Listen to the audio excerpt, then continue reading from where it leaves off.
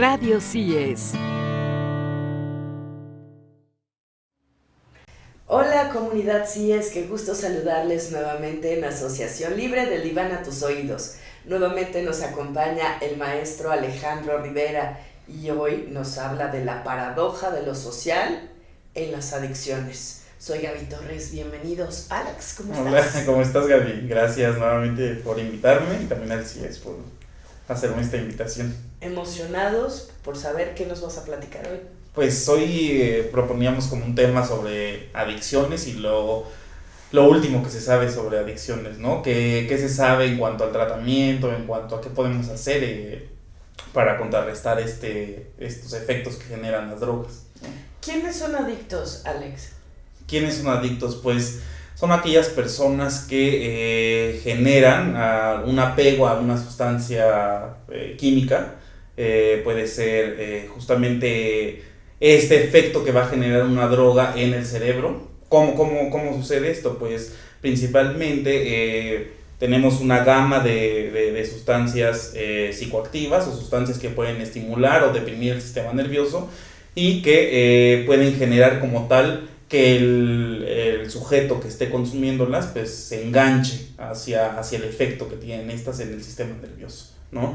Habrá ya efectos particulares que genera cada una de las drogas. Habrá drogas que son, como te decía, depresoras, otras que sean estimulantes del sistema nervioso, y habrá también que saber cuál es el sistema de neurotransmisores que están afectando estas sustancias químicas que se ingieren, ¿no? Entonces, dependiendo de hacia qué sinapsis esté afectando esta droga que se está consumiendo, puede ser mayor o menor la necesidad de lo que se le llama el craving por tomar la droga, ¿no? Esa ansia de decir que necesito consumirlo.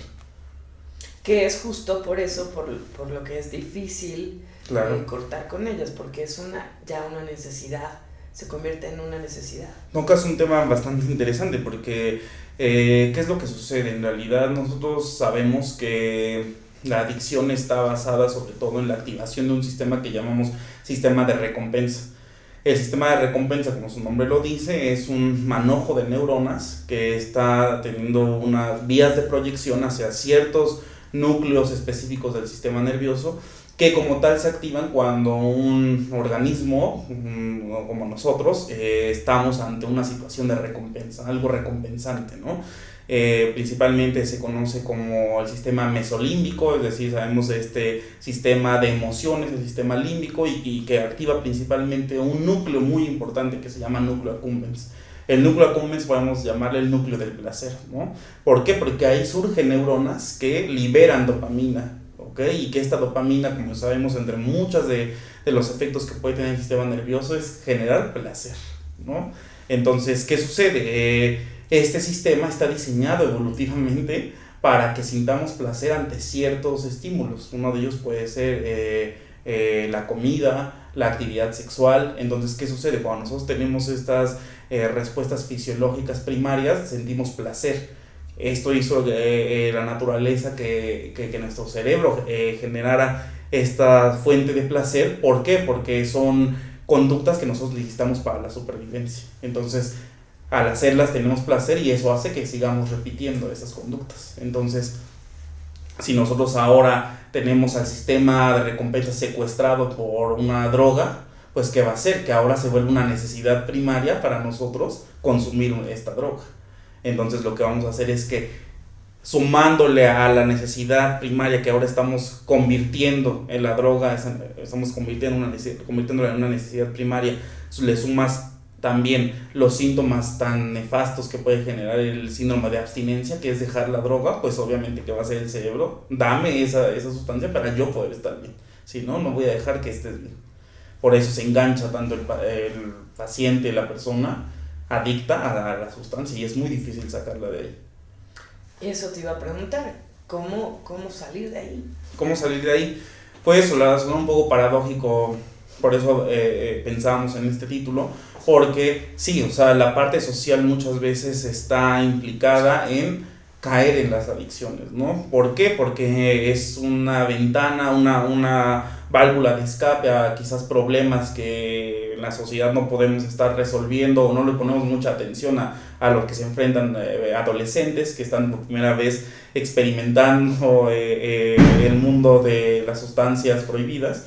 Entonces, quizás sin una buena educación o pues sí, atención hacia estas conductas de riesgo, puede una persona caer en esto, ¿no? Entonces, podemos decir que socialmente, si hay algunas influencias que no son tan agradables en cuanto a la presencia o no de amistades que te puedan llevar al consumo de una sustancia, pues es algo que te puede llevar hacia allá, el contacto social. Sin embargo, estudios recientes hablan que también este contacto social, la necesidad de crear lazos, puede generar que dejes la adicción, ¿no? Porque al día de hoy no se sabe para nada qué es lo que podemos hacer específicamente para que una persona pueda recuperarse. Nosotros sabemos que vamos a internar a una persona en una clínica de adicción, pero que poco tiempo después esta persona tiene mucha probabilidad de recaer, ¿no? Entonces, ¿qué se sabe al día de hoy? Pues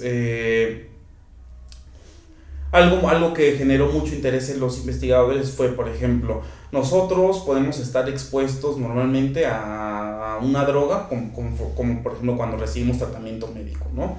Una persona que se lesiona la cadera, se lesiona alguna parte de su cuerpo, en algún momento para poder sobrellevar el dolor, ante una cirugía le estarán proporcionando morfina, ¿no?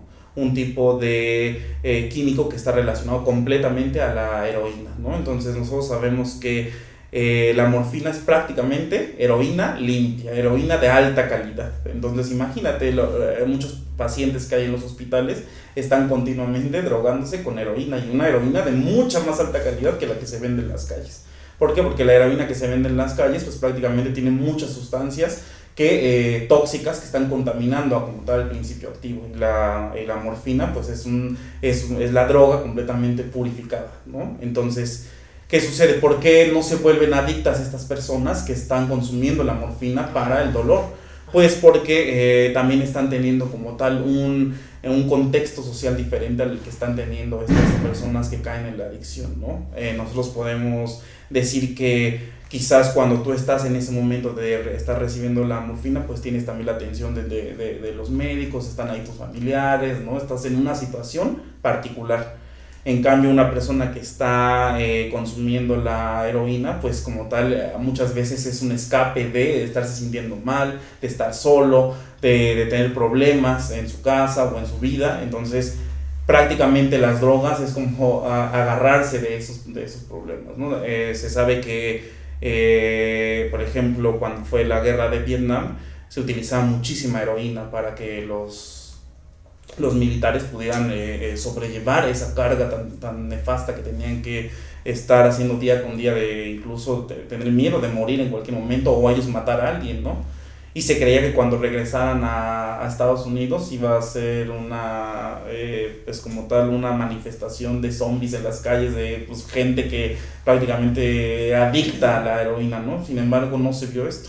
No se vio esto cuando los militares regresan a Estados Unidos, pues prácticamente no había una adicción a la heroína, ¿no? ¿Qué nos dice esto? Pues prácticamente que tenían un contexto social distinto, era regresar con tu familia, regresar con tus hijos, con tus amigos, y ya no estar en ese contexto tan aversivo como era estar en la guerra. ¿No podría haber estado asociado el hecho de estar en una situación de guerra, que era una cuestión, bueno, socialmente extrema?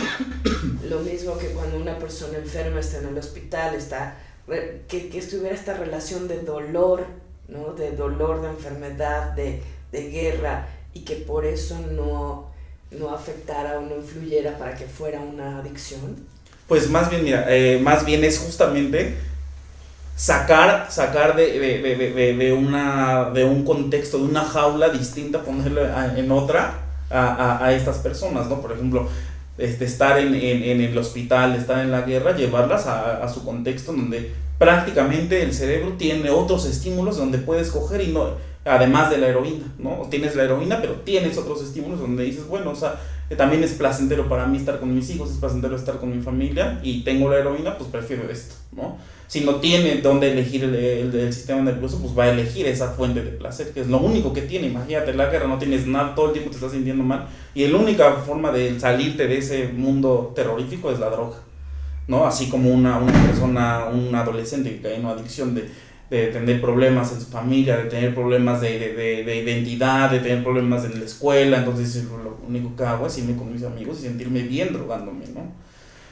Esto está sustentado en muchos hallazgos que se han hecho últimamente con animales, en modelos animales. Se hizo, por ejemplo, un estudio en donde se le ponía en una prueba de elección a una rata, ponían en su caja habitación, le ponían un cilindro con agua normal y un cilindro con agua con heroína, ¿no? Entonces, de estos dos cilindros, ¿cuál crees tú que prefiriera el animalito? Si le ponías heroína o agua. ¿Agua? No, heroína. Entonces, el animalito pues empezó a consumir heroína y después era más y más y más seguido que tomaba el agua con heroína hasta que llegaba un punto en que moría el animal de sobredosis, ¿no? Entonces, es muy fuerte el enganche que genera la droga hacia la conducta, ¿no? Por ejemplo, también en otros experimentos se llegaron a hacer registrar el núcleo accumbens, que te decía que era este núcleo de recompensa cuando el animal consumía cocaína, y se veía una actividad tremenda eléctrica en las neuronas del núcleo accumbens. Sin embargo, después se llevó al experimento mediante palanqueos, ya no recibir drogas, sino que recibir como tal estimulación eléctrica en ese núcleo. Imagínate, ya no que me den la droga, sino que solo me den la estimulación ya eléctrica. Directo. Pues prácticamente el animal sentía el mismo placer que si estuviera consumiendo la droga, ¿no? Llegaba un punto en el que le retirabas tú la estimulación eléctrica y el animal palanqueaba tanto para recibir esa estimulación eléctrica sin que se la dieran, que llegaba a machacarse la mano, ¿no? A ese grado. A ese grado. Entonces, ¿qué hicieron los investigadores? Dijeron, ¿qué sucederá si ahora hacemos que el animal esté en un parque de diversiones, que esté en un parque donde pueda sentirse bien y que tenga más opciones además de la droga, ¿no? Es esto a lo que le llamamos ambientes enriquecidos, que es un espacio en donde el animal puede tener para empezar, un espacio más grande, que esté interactuando con sus congéneres, que tenga amiguitos ahí con los que puede estar, sí estar interactuando, ¿no?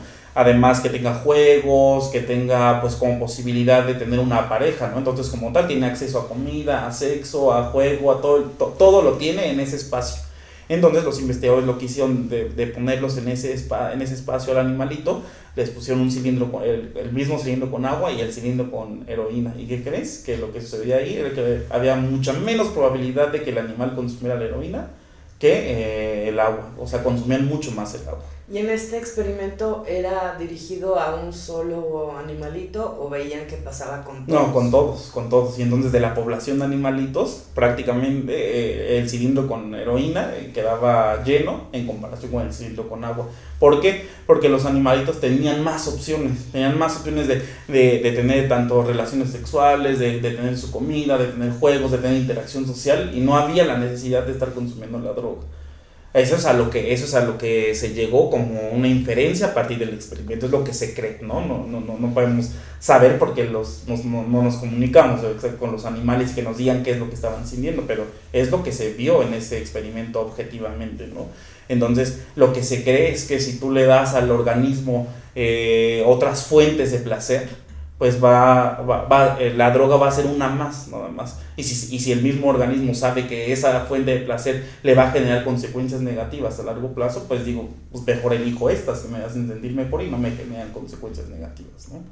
Entonces, últimamente también estaba leyendo algunos artículos que decían que incluso la elección entre la droga y el tener un contacto social, o sea, por ejemplo, tienes la opción de irte a este compartimento con droga o irte a este compartimento con una pareja sexual o con un congénere, o sea, con otra ratita, pues las ratitas preferían ir con el contacto social que ir con la droga, ¿no? Entonces es algo muy importante porque dicen que en la investigación de adicción no hemos como tal, los investigadores no nos hemos enfocado tanto en la parte social, siempre ha sido como la elección entre comida y la droga, entre dormir y la droga, y como tal, eso lo vemos en las ratitas, ¿no? Pero en el humano, o sea, si nos pueden elegir entre comida y la droga, pues muy probablemente ganará la droga, ¿no? No hay no vamos a una terapia en donde digamos, le pongo a elegir entre la comida y la droga.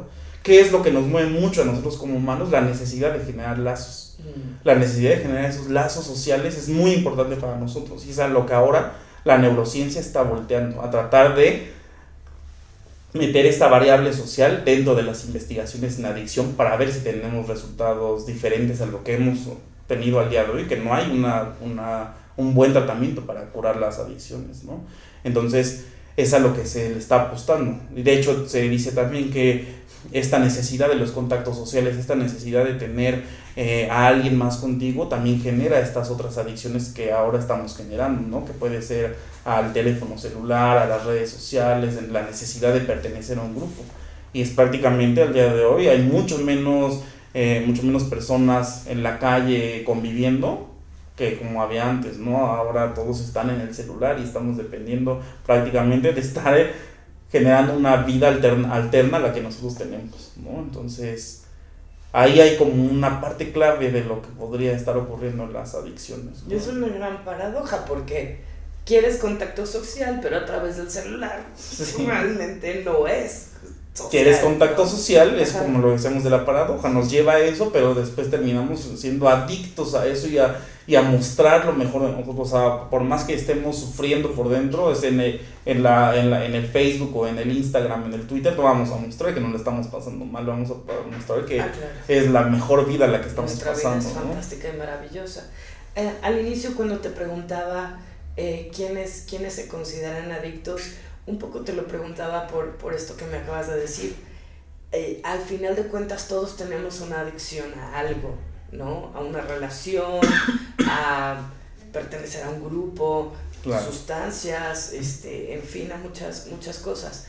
Entonces, ¿cómo podría romperse esta cadena? O finalmente siempre vamos a ser adictos a algo, después podríamos ser adictos a las relaciones sociales o sí, claro, a tener toda esta diversidad de opciones en el mundo. Sí, o sea, en realidad ahí lo que tenemos que hacer es prácticamente enseñarle a tu sistema nervioso que hay otras opciones, ¿no? O sea, si quieres tratar de romper con ese enganche que tienes hacia algo, con ese apego que tienes hacia cierto objeto, hacia cierta conducta, tienes que tratar de porque romper con un hábito es muy difícil. Entonces, la única forma de hacerlo es enseñándole un panorama de otras opciones a tu sistema nervioso para que pueda tratar de desengancharse de esto. Lo que sucede con las sustancias psicoactivas es más difícil. ¿Por qué? Porque ahí está involucrada la neuroquímica, ¿no? Entonces, ¿qué sucede ahí? O sea, ahí a pesar de estar enganchado a lo que me genera esa droga y a la parte social que también me está haciendo sentir bien, porque entre mi contexto social que todos nos droguemos, pues yo también soy parte de, ¿no? Entonces, no solo es eso, sino que los cambios, nosotros como yo te decía en la plática pasada, nuestro cerebro es susceptible a cualquier cambio. Somos una plastilina que se puede moldear en cualquier momento, ¿no? Entonces, obviamente nuestras conexiones sinápticas van a estarse modificando todo el tiempo. Si tú le agregas una sustancia química que va a llegar a modificarte la neuroquímica de cómo está funcionando tu cerebro, pues prácticamente empiezas a modificar el cableado que ya tienes. Y ahora haz no solo que te desenganches a la sustancia, sino que regreses a cómo estaba tu cerebro previamente cableado y previamente funcionando con las sustancias en cantidades específicas, no ahora neuromoduladas por las drogas, y también sabiendo de que cada droga va a atacar a una sinapsis específica, ¿no? Ya sea una sinapsis GABAérgica, una sinapsis serotoninérgica, dopaminérgica, ¿no? Entonces, ¿cómo es una GABAérgica, serotoninérgica? ¿Cómo son? Pues prácticamente es una sinapsis que está dependiendo de este neurotransmisor, ¿no? Por ejemplo, sabemos perfectamente que el alcohol está sumamente relacionado con sinapsis GABAérgicas. ¿Por qué? Porque como tal es un depresor del sistema nervioso. ¿Cómo es que sabes que es un depresor del sistema nervioso? Porque está implicado en sinapsis depresoras. ¿Qué es una sinapsis depresora? Una sinapsis que se mueve a través de el neurotransmisor llamado GABA, ¿no? Entonces sabemos, por ejemplo, que el LSD a las sinapsis a las que afecta principalmente es a las sinapsis serotoninérgicas. ¿Por qué es que las afecta? Porque tanto del alcohol o del LSD o de otras drogas, sus compuestos químicos se parecen mucho al compuesto químico del neurotransmisor. Entonces podría imitar la actividad del neurotransmisor y hacer que el cerebro se confunda. Entonces cuando entra el LSD al sistema nervioso, empieza a activar y a sobreactivar varias sinapsis serotoninérgicas, lo que hace que el cerebro se descontrole tanto y termina afectando la percepción. Por eso en las personas que consumen LSD suelen decir, hasta puedo escuchar colores o puedo ver sonidos, ¿no? Porque la percepción se altera por completo. Impresionante. Pues bueno, ¿qué esperanza hay? A nivel social y a nivel neurológico. Pues yo creo que hay mucha esperanza en esta parte de la neurociencia volteando a ver a la esfera social, ¿no? A mí es algo que me impresiona mucho, lo que me ha llamado mucho la atención últimamente, voltear hacia la cuestión social y ya no solo, o sea cuestionarnos también cómo funcionan los modelos animales, ¿no? Y pues hasta el alcance que tienen estos, ¿no? Y quizás si agregamos esta otra variable que es muy importante para el humano, podamos tener resultados diferentes, ¿no? Pues ojalá que así sea. Ojalá. Gracias por ilustrarnos. Nos encanta tenerte aquí. Te invitamos a la próxima cápsula para que nos hables de otro tema. Perfecto, yo con gusto. Nos dejes así súper picados. Espero que así sea. Gracias, Alex. Muchas gracias, Gaby. Gracias a Felipe Chávez en la producción, Carlos Bautista en la creación y producción de este programa.